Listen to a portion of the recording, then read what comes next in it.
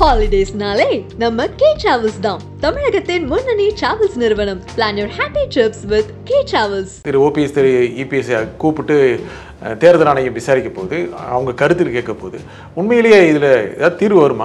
19ஆம் தேதிக்குள்ள தேர்தல் ஆணையத்திற்கு எழுத்துப்பூர்வமாக திரு ஓபிஎஸ் இபிஎஸ் அவர்கள் தங்களுடைய கோரிக்கையை வழங்கணும் என்றும் 23ஆம் தேதி நேரில் ஆஜராகி விளக்கம் அளிக்கிறேன்னு சொல்லியிருந்தாங்க. இந்த விளக்கத்தை இவர்கள் அளிக்கிற விளக்கத்தை ஏற்று இவர்களுடைய கோரிக்கையின் நியாயத்தன்மையை உணர்ந்து இரட்டை இலையை தற்காலிகமாக முடக்குவதற்கான வாய்ப்பு இருக்குமோ அப்படிங்கிற மாதிரி தான் நான் பார்க்குறேன். ஏன்னா அப்படிப்பட்ட ஒரு முடக்கம் இப்போது வருவதற்கு கூடுதலாக வாய்ப்பு இருக்கிறதோ அப்படிங்கிற மாதிரி நான் பார்க்குறேன். அந்த அடிப்படையில் பார்க்கிற போது இந்த முறை ஓபிஎஸ் அவர்களையும் விசாரிக்க வேண்டும். இரட்டை இலை சின்னம் தொடர்பான இந்த வழக்குகளில் புகார்களில் சம்பந்தப்பட்ட அனைவரையும் விசாரித்து 1 மாத காலத்தில் தீர்ப்பு சொல்லணும்னு தேர்தல் ஆணையத்திற்கு வந்திருக்கிறது. இது இல்லை, பயத்தில் இருக்கிறார். ரொம்ப கம்ஃபர்டபுளாக இல்லை, பயத்தில் தான் இருக்கிறார். ஏன்னா நெருக்கடி என்பது ஒவ்வொரு நாளும் முற்றிக்கொண்டே போகிறது. திராவிட முன்னேற்ற கழகம் ஆட்சி அதிகாரத்தில் இருக்கிறது. அடுத்து வரும் 2026 தேர்தலில் 200+ மரியாதைக்குரிய அமைச்சர் சேகர் பாபு சொல்கிறார். 200+ சொன்னோம், இருமாப்போடு பேசுகிறதா சொல்கிறாங்க. இருமாப்போடு தான் சொல்லுகிறோம். 200 இல்லை, 234 தொகுதிகளையும் கைப்பற்றுவோங்கிறார்.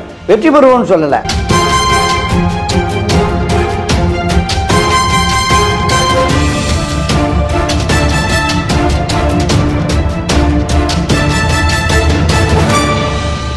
Agayam Tamil has the highest viewership in India, USA, UK, Dubai, UAE, Saudi, Malaysia, Singapore, Norway, Sweden, Switzerland and Denmark.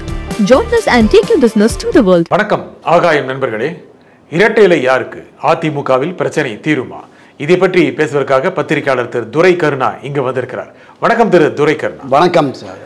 அதிமுகவில் இரட்டை இலை பிரச்சனை தொடர்ந்து இருக்கு. ஆனால் திரு எடப்பாடி பழனிசாமி அதிமுகவோட பொதுச் செயலாளர் இரட்டை இலை அங்ககிட்ட தான் இருக்கு, அதிமுக கிட்ட தான் இருக்கு. ஆனால் இருந்தாலும் யாரிடம் அப்படிங்கிற ஒரு பிரச்சனை போயிட்டு இருக்கிறதுல அவருக்கு 2 பேர் திரு ஓபிஎஸ் திரு இபிஎஸ் கூப்பிட்டு தேர்தல் ஆணையம் விசாரிக்க போது அவங்க கருத்தில் கேட்க போது உண்மையிலேயே இதில் ஏதாவது தீர்வு வருமா?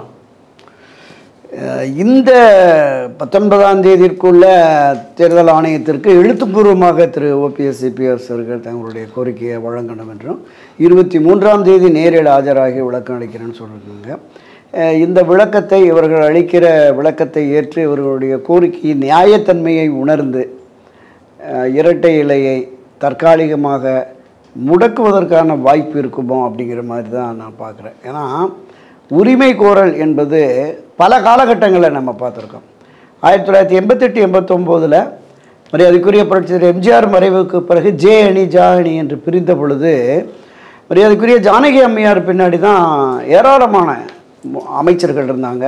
90க்கும் மேற்பட்ட சட்டமன்ற உறுப்பினர்கள், நாடாளுமன்ற உறுப்பினர்கள், பொதுக்குழு, செயற்குழு நிர்வாகிகள் அதிகமாக இருந்தார்கள். அப்போ நியாயமாக அப்போ தேர்தல் ஆணையம் அவங்கள்ட்ட தான் கொடுத்துருக்கணும் ரெட்டையிலையை.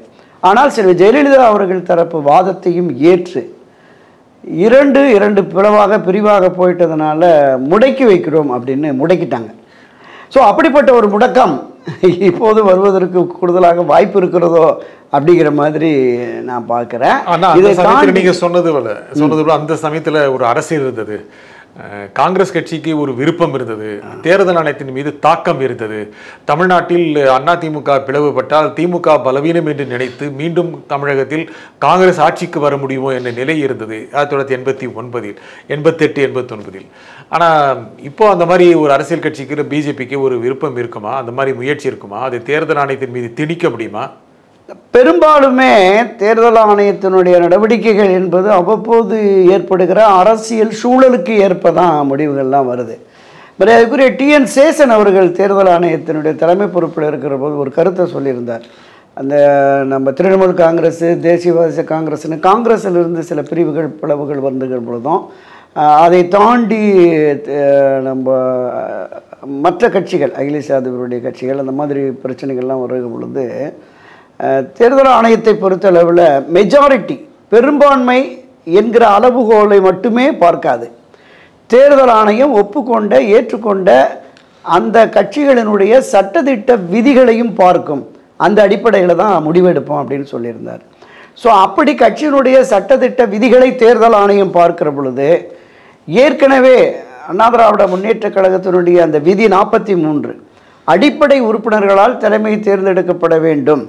அப்படி தேர்ந்தெடுக்கப்பட்ட அவர்கள் மீதான அந்த நடவடிக்கையை, அந்த செயலை, அந்த விதியை யாராலும் திருத்தவோ மாற்றவோ நீக்கவோ முடியாது. எந்த குழுவுக்கும் அந்த அதிகாரம் இல்லை, செயற்குழுக்கோ பொதுக்குழுக்கோ. இதுதான் புரட்சித் தலைவர் எம்ஜிஆர் கொண்டு வந்தது. நம்ம பல பதிவுகள் அது தொடர்பாக கூட பேசியிருக்கிறோம். ஸோ இப்படிப்பட்ட சூழல் என்பது நீதிமன்றங்களுக்கு இந்த வழக்கு விசாரணைகள் போகிற பொழுது பொதுவாகவே நீங்கள் இந்திய அளவிலும் சரி பிற நாடுகளில் கூட ஒரு அரசியல் கட்சியினுடைய முடிவை எடுக்கக்கூடிய உயர்ந்தபட்ச அதிகாரம் அந்த கட்சியினுடைய பொதுக்குழுவுக்கு தான் இருக்குது அப்படிங்கிறது தான் எல்லா அரசியல் கட்சியினுடைய பைலாப்படி இருக்கிறது. ஸோ அந்த அடிப்படையில் தான் நீதிமன்றங்களை அணுகி பொதுக்குழு எடுத்த முடிவின் அடிப்படையில் எடப்பாடி பொதுச் செயலாளர் ஆகிட்டார், பொதுக்குழு எடுத்த முடிவின் அடிப்படையில் ஓபிஎஸ் நீக்க வைக்கப்பட்டுகிறார் அப்படின்னு. இந்த பொதுக்குழுவை நீதிமன்றங்களை தாண்டி தேர்தல் ஆணையத்திற்கு என்று ஒரு அணுகுமுறை, ஒரு வழிமுறை இருக்குது. அதுதான் சேசனை உதாரணமாக காட்டினேன். ஸோ அந்த அடிப்படையில் பார்க்கிற போது இந்த முறை ஓபிஎஸ் அவர்களையும் விசாரிக்க வேண்டும், இரட்டை இலை சின்னம் தொடர்பான இந்த வழக்குகளில் புகார்களில் சம்பந்தப்பட்ட அனைவரையும் விசாரித்து 1 மாத காலத்தில் தீர்ப்பு சொல்லணும்னு தேர்தல் ஆணையத்திற்கு வந்திருக்கிறது. இது நீதிமன்றத்தோடு முடிஞ்சிருந்தால் மீண்டும் எடப்பாடி பழனிசாமிக்கு உறுதிப்படுத்தப்பட்டிருக்கும், எந்த மாற்று கருத்தும் இல்லை. ஆனால் இது தேர்தல் ஆணையத்திற்கு வந்திருப்பதால் தேர்தல் ஆணையம் இவங்க இருவருக்கும் நோட்டீஸ் அனுப்பி எழுத்துப்பூர்வமாகவும் நேரடியாக வந்து தங்களுடைய கருத்துக்களை பதிவு செய்ய சொல்லியிருப்பதால் திரு எடப்பாடி பழனிசாமி அவர்கள் ஏற்கனவே நடந்த அந்த உச்சநீதிமன்றம், உயர்நீதிமன்றம், தேர்தல் ஆணையத்தில் இவர்கள் போட்ட வழக்கு வெளியேற்றப்பட்டது, இந்த விவரங்களை எல்லாம் தொகுத்து அவங்க கொடுப்பாங்க. அப்படி கொடுக்குற பொழுது மரியாதைக்குரிய திரு ஓபிஎஸ் அவர்கள் அவர் தரப்பில் ஏற்கனவே 2021 இந்த அண்ணா திராவிட முன்னேற்ற கழகத்தினுடைய அடிப்படை சட்ட விதிகளின் அடிப்படையில் பொதுச் செயலாளர் கட்சியின் உயர் பொறுப்பு என்பது பொதுச் செயலாளர் பொறுப்பு. அந்த பொதுச் செயலாளர் பொறுப்பை நாங்கள் இருவரும் பகிர்ந்து இப்போ கடந்த 2-3 ஆண்டுகளாக நடத்திட்டு இருக்கோம்.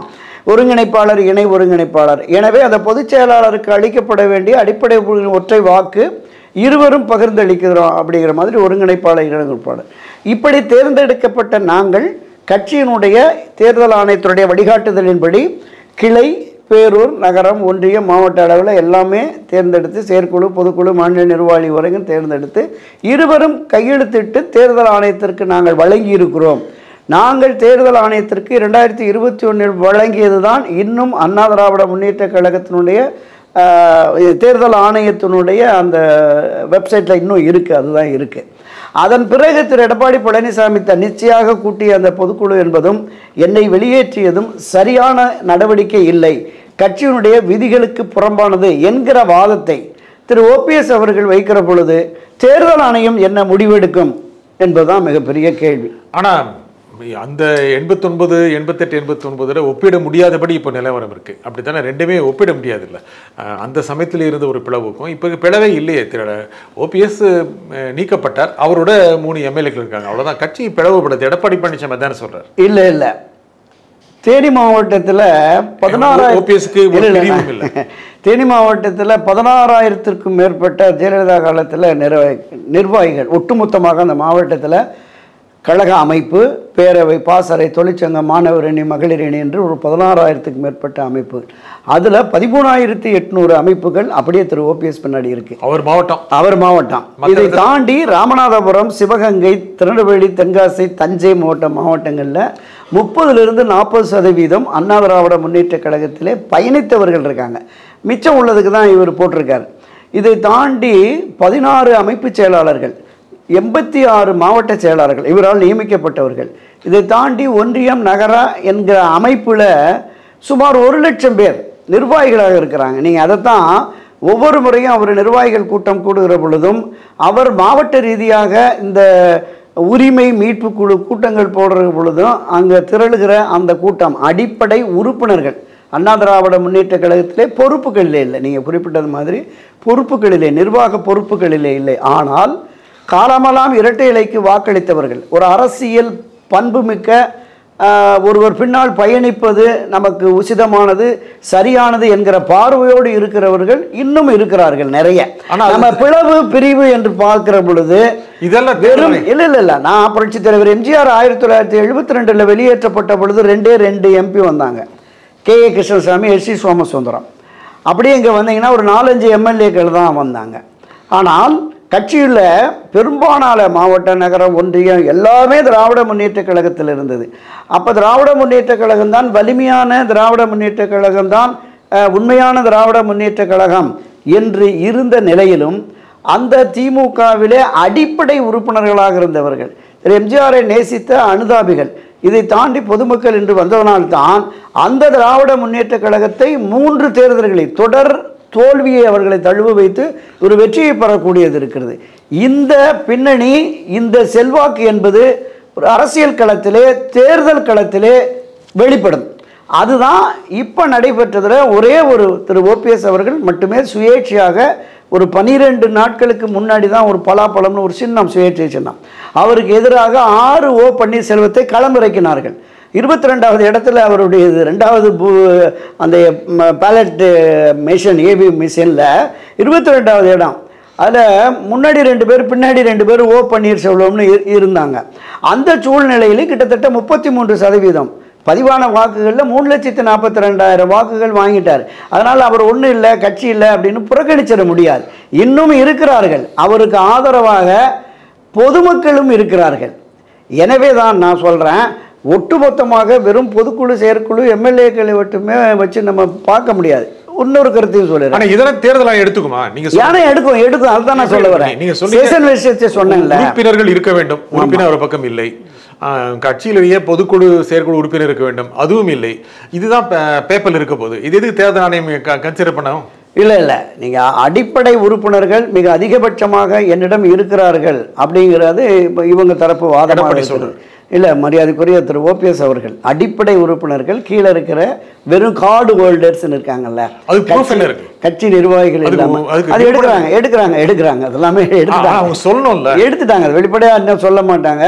நீதிமன்றத்திலையும் எலெக்ஷன் கமிஷன்லையும் சப்மிட் பண்ணிட்டு அதுக்கு பிறகு தான் அது வெளியில் வரும். எனவே ஆதரவு நிலைப்பாட்டில் இருக்கிறாங்கிற அந்த ஆதரவு, அந்த திருச்சி மாநாட்டினுடைய கேசட்டு, வீடியோ கேசட்டு, மற்ற நான் சொன்ன இந்த மாவட்டந்தோறும் போன கூட்டங்கள், இந்த விஷயங்கள் எல்லாமே எடுத்துகிட்டு போகிறாங்க. யாருமே இல்லை அப்படின்னு சொல்லி புறக்கணிக்க முடியாத சூழல். அப்படியே வாங்க, 1996ஆம் ஆண்டு மரியாதைக்குரிய செல்வி ஜெயலலிதாவுக்கு எதிராக போட்டி அதிமுக தொடங்கி பெரும்பாலான அமைச்சர்கள், திரு திருநாவுக்கரசரை பொதுச்செயலாளர் தேர்ந்தெடுத்து நம்ம பார்த்தோம்.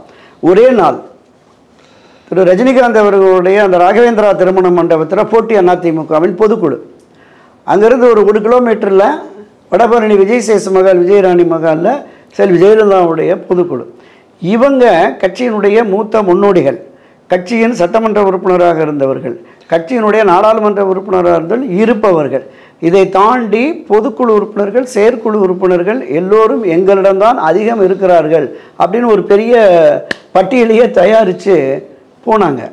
சரி, ஜெயலலிதா அவர்களுமே இல்லை, எங்கிட்ட தான் பொதுக்குழு உறுப்பினர்கள் அதிகமாக இருக்கிறாங்க, செயற்குழு இருக்கிறாங்க, தொண்டர்களும் எங்கிட்ட தானே அவங்களும் ஒரு பட்டியலை தயாரித்து அவங்களும் தேர்தல் ஆணையத்துக்கு போனாங்க, கோர்ட்டுக்கும் போனாங்க. அப்போது இப்படி மூத்த முன்னோடிகள் பலரும் இங்கே இருக்கிறாங்க, இவர்களும் பொதுக்குழுவில் அதிகபட்ச உறுப்பினர் இருப்பதாக சொல்லுகிறார்கள், எனவே இதை முடக்குவோம் அப்படின்னா அப்பவும் முடக்கலை. சரி, ஜெயலலிதாவுக்கு தான் கிடைச்சது. நீதிமன்றத்தில் போய் அது மாதிரி எடப்பாடி தானே கிடைக்கும். ஆமாம், இல்லை, ஒவ்வொரு காலகட்டத்திலும் நான் சொல்கிறேன், அரசியல் சூழலுக்கு ஏற்ப தேர்தல் ஆணையம் தன்னுடைய முடிவுகளை, நிலைப்பாடுகளை எடுக்கிறது அப்படிங்கிறது தான் நம்ம பார்க்குறோம். அந்த வகையில் இன்னைக்கு நீங்கள் பல ஆண்டுகளாக, 50 ஆண்டுகளாக அதிமுக பார்த்துட்டு வரீங்க. இன்னைக்கு திரு எடப்பாடி பழனிசாமி சௌரியமாக இருக்கார், கம்ஃபர்டபுளாக இருக்கார், அப்படி தானே? இல்லை, பயத்தில் இருக்கிறார். ரொம்ப கம்ஃபர்டபுளாக இல்லை, பயத்தில் தான் இருக்கிறார். ஏன்னா நெருக்கடி என்பது ஒவ்வொரு நாளும் முற்றிக்கொண்டே போகிறது. அப்படி இல்ல வெளிப்படையா தெரியல. இது வந்து நான் அடிக்கடி சொல்லுவேன்ல, நீர் பூத்த நெருப்பு மாதிரி இருக்கு, விசிறு விட்டா எரிய ஆரம்பிச்சிடும். எப்ப விசிற போறாங்க அப்படிங்கிறது, யார் விசிற போறாங்க, எப்ப விசிற போறாங்கன்னு தான். கட்சி மீண்டும் ஒரு பிரிவை சந்தித்து விடக்கூடாது. ஏற்கனவே பலகீனமான நிலையில் இருக்கு. திராவிட முன்னேற்ற கழகம் ஆட்சி அதிகாரத்தில் இருக்கிறது. அடுத்து வரும் 2026 தேர்தலில் 200+ மரியாதைக்குரிய அமைச்சர் சேகர் பாபு சொல்றாரு. 200+ சொன்னோம், இருமாப்போடு பேசுறதா சொல்றாங்க.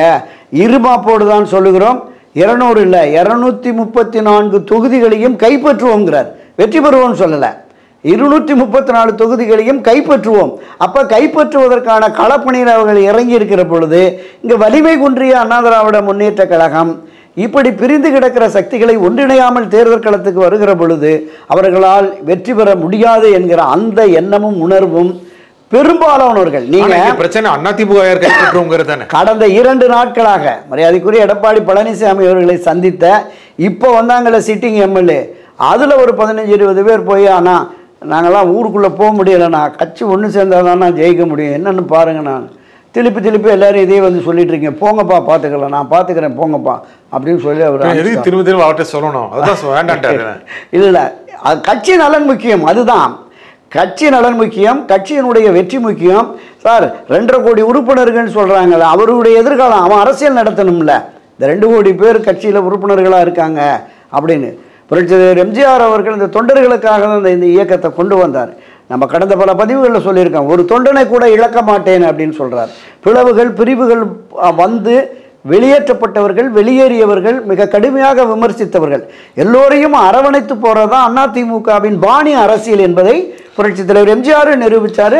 செல்வி ஜெயலலிதாவும் பல காலகட்டங்களில் நிரூபித்தார். ஏன் எடப்பாடிக்கு இந்த பிடிவாதம் தளருமா? பிஜேபி பிடிவாதத்தை தளர்த்துவதற்கான முயற்சியில முன்னணியினர் ஈடுபடுகிறார்கள். இதுல பாரதிய ஜனதா கட்சியுடைய 6 பேர் பிரச்சனை, 6 பேருடைய முயற்சி தொடருது. அந்த 6 பேருக்கு பின்னாடி நான் தான் சொன்னேன், 6 பேர் 60 பேர் ஆகி 60 600 ஆகி அடுத்து இந்த பொதுக்கூட்டத்தில் 6000 பேர் கூட அந்த நிலைப்பாட்டில் நிறையவே இருக்கிறாங்க. உண்மை. அதற்குமே நான் ஒரு உதாரணம் சொன்னேன். மரியாதைக்குரிய செல்வி ஜெயலலிதா இறந்த உடனே இவங்க ஒரு பொதுக்குழு கூட்டு திருமதி சசிகலா தான் இந்த கட்சியை வழிநடத்தணும் அப்படின்னு பொதுச்செயலாளர் தேர்ந்தெடுக்கிற போது ஒரு எதிர்ப்பு கூட இல்லை. ஏன் இவங்களை பொதுச்செயலாளர் தேர்ந்தெடுக்கீங்கன்னு. அடுத்த 6-7 மாதத்தில் பொதுச்செயலாளர் பொறுப்புலேருந்து சசிகலா நீக்கப்படுகிறார் அப்படிங்கிற போது ஏன் சேர்த்தீங்க, ஏன் நீக்கினீங்கன்னு சொல்லலை. சரி, அம்மா பொதுச்செயலாளர் அவங்க அமர்ந்த இடத்துல யாரையும் வைத்து பார்க்க விரும்பவில்லை. சசிகலா அந்த நீக்கிற போது அதில் போடுறாங்க, புரட்சி தலைவர் அம்மா அமர்ந்த அந்த இருக்கையில் பொதுச்செயலாளர் இருக்கையில் அமர்வுக்கு எங்களுக்கு யாருக்கும் எந்தவித தகுதியும் கிடையாது. எனவே தான் அந்த பொதுச்செயலாளர் பொறுப்பை ஒருங்கிணைப்பாளர், இணை ஒருங்கிணைப்பாளர் என்று நாங்கள் இருவரும் இணைந்து கட்சியை வழிநடத்த போகிறோம்னு சொல்லிட்டு இவரை தூக்கி வெளியில் போட்டுட்டு அவர் எந்த பொதுச் செயலாளர் செல்வி ஜெயலலிதா இருக்கையில் அமர தகுதி இல்லை எங்களுக்கு என்று சொன்னாரோ அந்த இருக்கையில் அவரே அமர்ந்துட்டார். எப்படி விதியை திருத்துறார்? அதுதான் சொல்றேன், விதியை திருத்துறார். இல்ல, எப்படி விதியை திருத்துறார்? 10 மாவட்ட செயலாளர்கள் முன்மொழிந்து 10 மாவட்ட செயலாளர்கள் வழிமொழிந்து 5 ஆண்டுகள் தொடர்ந்து தலைமை கழகத்திலே பொறுப்புகளில் இருப்பவர்கள் மட்டும்தான் பொதுச் செயலாளராக தேர்ந்தெடுக்க முடியும் அப்படின்னு ஒரு திருத்தத்தை கொண்டு வந்து இவர் அதற்கு ஆதரவாக வந்து உட்கார்ந்துட்டார். அப்ப இந்த நிலைப்பாடு அவரே திரு எடப்பாடி பழனிசாமி ஊரா போய் பேசுறார். என்னை மாதிரி நான் ஒரு கிளை செயலாளர் இருந்து உயர் பொறுப்புக்கு வந்தேன், இந்த மாதிரி உழைப்பவர்களுக்கு உங்களுக்கு என்னை மாதிரி உயர் பொறுப்புக்கு வர வாய்ப்பு கிடைக்கணும். எவ்வளோ பேர் தலைமை கழகத்தில் 5 வருஷம் இருக்க முடியும்? எவ்வளோ பேருக்கு 10 எம்எல்ஏ 10 மாவட்ட செயலாளர் 20 மாவட்ட செயலாளர்கள் முன்மொழிவாங்க. அப்போ தன்னுடைய சுயநலத்திற்காக மிக ஒரு கிட்டத்தட்ட 52 ஆண்டுகள் இந்த கட்சி தமிழகத்தில் ஒரு ஆகப்பெரிய அரசியல் கட்சியாக இருந்தது. 7 முறை ஆட்சி கட்சி, 30 ஆண்டுகளுக்கு மேலாக இந்த மண்ணை ஆண்ட கட்சி. திராவிட முன்னேற்ற கழகத்திற்கு எதிராக மிக தீவிரமாக களமாடிய தொண்டர்கள் ஏறத்தாழ ஒரு 6-7 பேர் படுகொலைக்கு ஆளானாங்க. கிட்டத்தட்ட 18-20 பேர் தற்கொலை பண்ணி இந்த கட்சியில் புரட்சித் தலைவர் எம்ஜிஆரை நீக்கிவிட்டார் என்பதற்காக விஷம் குடித்தும் தூக்கிட்டும் தற்கொலை செய்து கொண்டார்கள். அப்படி அடிக்கடி அண்ணன் காளிமுத்து பேசுவார், அண்ணா திராவிட முன்னேற்ற கழகம் என்பது இரத்த தடாகத்திலே பூத்த தியாக தாமரை அப்படின்னு. அப்படி இரத்த தடாகத்திலே கட்சி ரத்தம் சிந்தி வேர்வை சிந்தி உழைத்த இந்த கட்சி வீணாய் போய்விடக்கூடாது என்கிற எண்ணமும் உணர்வும் அண்ணா திராவிட முன்னேற்ற கழகத்தினுடைய அடிப்படை உறுப்பினர், சாதாரண கார்டு வச்சிருக்க அந்த அடிப்படை உறுப்பினர்லேருந்து எல்லோருக்குமே இருக்கிறது. இதை திரு எடப்பாடி உணர வேண்டும். உணர்த்துவதற்கான அந்த வேலைகளையும் சில முன்னணியிலே செய்யறாங்க. ஒன்னேகால் வருஷம் இருக்கு, எல்லாரையும் ஆஃப் பண்ணிட்டாரு. இல்ல, ஆஃப் பண்ணிக்கிட்டே இருக்காரு.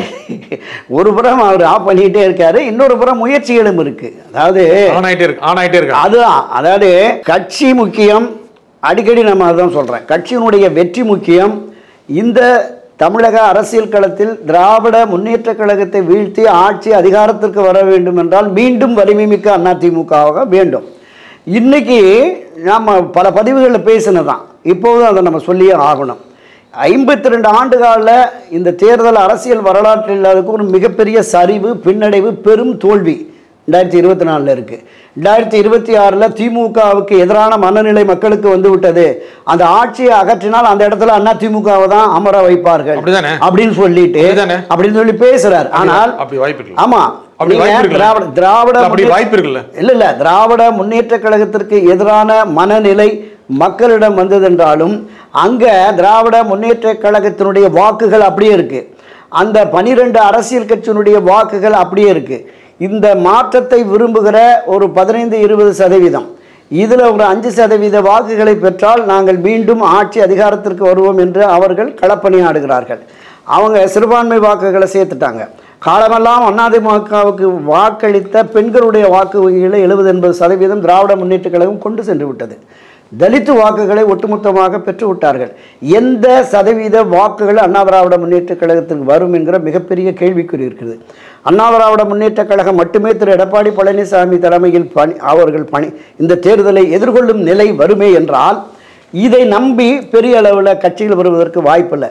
ஒரு மாற்று அரசியலை முன்னெடுக்கிறோம் என்று களத்திற்கு வந்திருக்கிற திரு அண்ணாமலை, பாஜகவினுடைய அண்ணாமலை ஒருபுறம், திரு விஜய் அவர்கள் இன்றைக்கு வந்துட்டார். புதியவர்களை, இளைஞர்களை ஈர்ப்பதற்கான ஒரு தளமாக தமிழக வெற்றி கழகம் வந்துடுச்சு. இதை தாண்டி தொடர்ந்து பதிவு பெற்ற கட்சியாக சீமான் கட்சி வந்து அதுவும் நிற்குது. அப்போ இப்படி திராவிட முன்னேற்ற கழகத்துக்கு எதிரான வாக்குகளை 3-4 பிரிவுகளாக பிரிக்கிற பொழுது எந்த வகையில் அதிமுக ஆட்சிக்கு வரும் என்று திரு எடப்பாடி நம்புகிறார் தெரியல.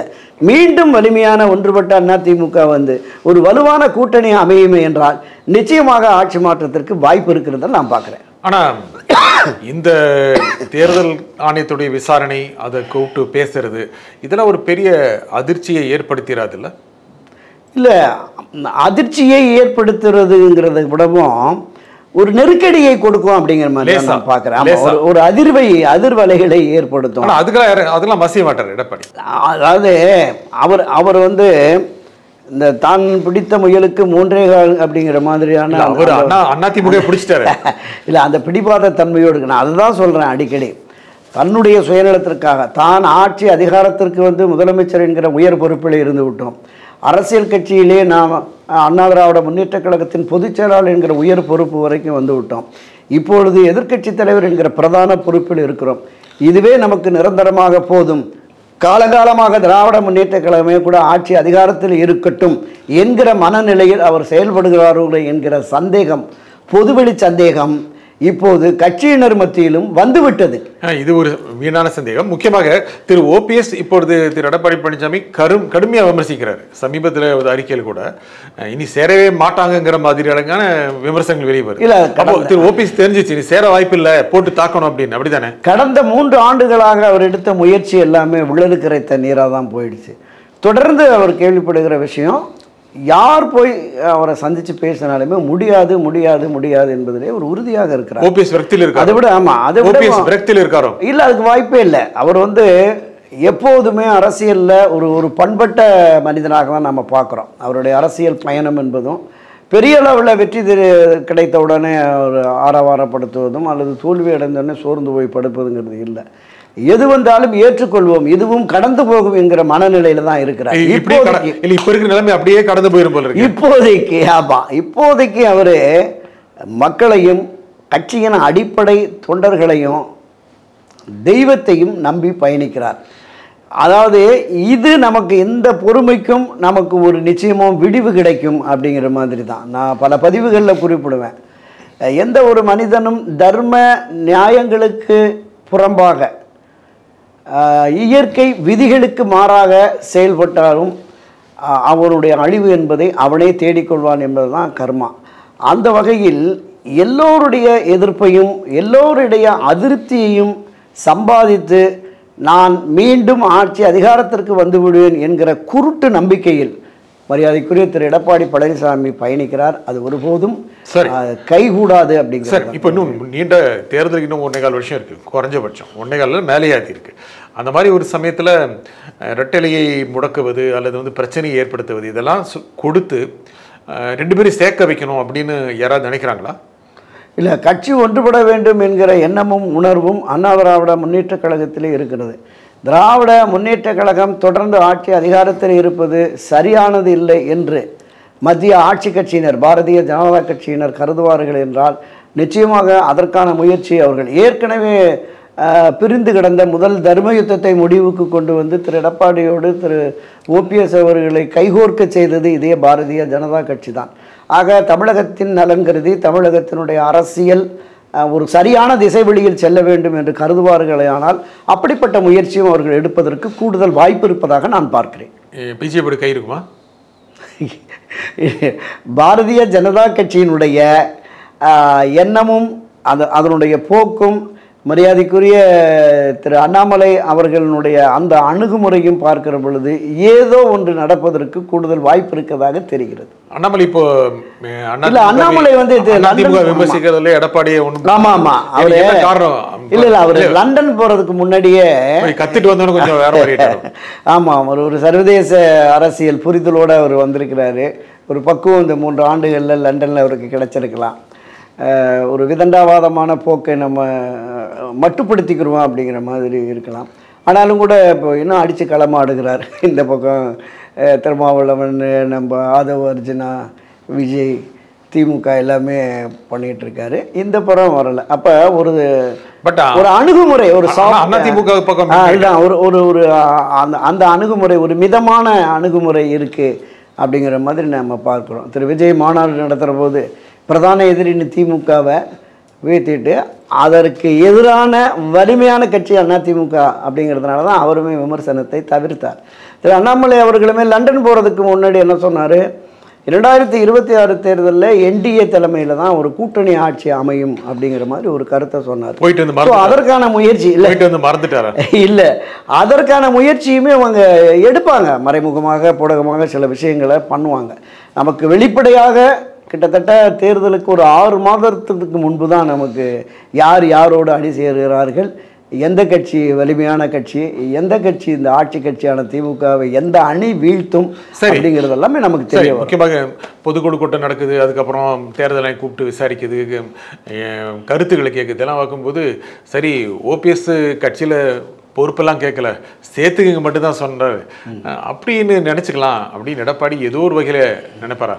இல்லை, தொடக்க முதலே அரசியலில் இந்த முதல் தர்ம யுத்தத்தை முடிவுக்கு கொண்டு போதே எனக்கு ஆட்சி அதிகாரத்தில் வேணாம், நான் கட்சியை பார்த்துக்கிறேன் அப்படிங்கிற மாதிரி தான் சொன்னார். ஆனாலும் கூட நாம் 2 பேருமே இணைந்து கட்சியும் ஆட்சியும் வழிநடத்துவோம் என்று தான் மிக சாமர்த்தியமாக சாதுரியமாக திரு எடப்பாடி பழனிசாமி பேசி அவரை தனக்கு கொண்டு வந்துட்டு ஆட்சி அதிகாரத்தில் 4.5 ஆண்டுகள் அவரும் கோல் வச்சுட்டார் அந்த இணைப்புக்கு பிறகு தான். ஸோ அந்த சூழ்நிலையில் இன்றுமே கட்சி நலன் முக்கியம், கட்சி ஒன்றுபட வேண்டும். புரட்சித் எம்ஜிஆர், செல்வி ஜெயலலிதா ஆகியோர் கட்டி காப்பாற்றிய ஒரு மாபெரும் பேரியக்கம் தொண்டர்கள் பேரியக்கம்.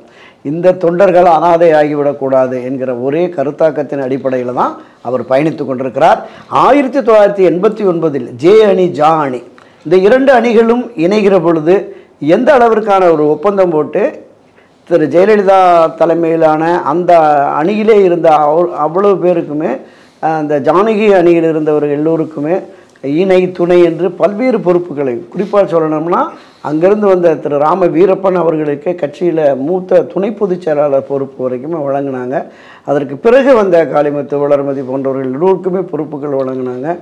யார் சீனியரோ அவங்க செயலாளராக மாவட்ட ஒன்றிய நகரத்தில் இருப்பாங்க. ஜூனியர் எந்த அணியில் இருந்து போனால் அவங்கள இணை துணைன்னு போட்டுக்கிட்டாங்க. ஸோ அந்த அடிப்படையில் இல்லை அந்த அடிப்படையில் இவர்களுக்கு திரு ஓபிஎஸ் அவர்களை நம்பி, ஏன்னா இரட்டை தலைமை என்று வந்துவிட்டாலே இந்த 2 தலைமையின் கீழுமே பணியாற்றுவார்கள் கட்சி ஒற்றுமையாக இருக்கிற பொழுது. அப்படி அவர்களால் வெளியேற்றப்பட்டு இவர்களுடைய ஆதரவு நிலையில், இந்த திரு ஓபிஎஸ் அவருடைய ஆதரவு நிலையில் இருப்பவர்களுமே நாளை புறக்கணித்து விடக்கூடாது, புறக்கணிக்கப்பட்டு விடக்கூடாது என்கிற அந்த பார்வையும் கண்ணோட்டமும் மரியாதைக்குரிய திரு ஓபிஎஸ் அவர்களுக்கு இருக்கிறது. அப்படி வருகிற பொழுது அவர் தன்னோடு பேசுகிற அந்த மூத்த முன்னணியினர் திரு எடப்பாடி பழனிசாமி தலைமையிலே இன்றும் செயல்பட்டு கொண்டிருக்கிற பலர் இங்கே தொடர்பில் இருக்கிறாங்க, பேசிகிட்டு இருக்காங்க. அவங்கள்ட்ட சொல்கிறது அதுதான், எனக்கு கூட கட்சியில் ஒரு பொறுப்பு வேணாம்ப்பா, என்னை நம்பி என்னோடு பயணித்து கொண்டிருக்கிற இவர்களை கட்சியில் வந்து சேர்த்துடணும். அப்படி ஒன்றுபட்ட அதிமுக வருகிற பொழுது தான் அது வெற்றிக்கான சாத்தியமாக இருக்கும் அப்படின்னு. ஆனால் அவர்கள் இல்லை, உங்களையும் தவிர்த்து நாங்கள் அதிமுகங்கிறது சரியாக வராது, இல்லை இணைத்தே கொண்டு போவோம் அப்படிங்கிறாங்க. முடிந்த அளவிற்கு திரு எடப்பாடி அவர்களை சமாதானப்படுத்தி கட்சியின் நல முக்கியம் என்பதை எடுத்து சொல்லி வருகிறார்கள். அதற்கு உடன்பட மறுக்கிற பொழுதுதான் இங்கிருந்து கடுமையான எதிர்ப்பு குரல்கள் வர வேண்டியதாயிடுச்சு. கடந்த 7ஆம் தேதி நிர்வாக குழு கூட்டத்தில் பேசுகிற போது சொன்னார், இந்த சர்வாதிகார தன்மைக்கெல்லாம் அவங்க தொண்டர்கள் ஒரு முடிவு கட்டுவார்கள் அப்படின்னு சொல்லிட்டு, முடிவு கட்டுவார்களா பொறுத்திருந்து பார்ப்போம். இந்த நிகழ்ச்சியில் கலந்து கொண்டு உங்கள் கருத்தில் குறிப்பிட்ட திரு துரைக்கண்ணன், அமைக்க நன்றி. நன்றி, வணக்கம். மீண்டும் ஒரு நிகழ்ச்சியில் சந்திப்போம். நன்றி, வணக்கம். ஹாலிடேஸ்னாலே நம்ம கே டிராவல்ஸ் தான் தமிழகத்தின் முன்னணி டிராவல்ஸ் நிறுவனம். Plan your happy trips with K Travels.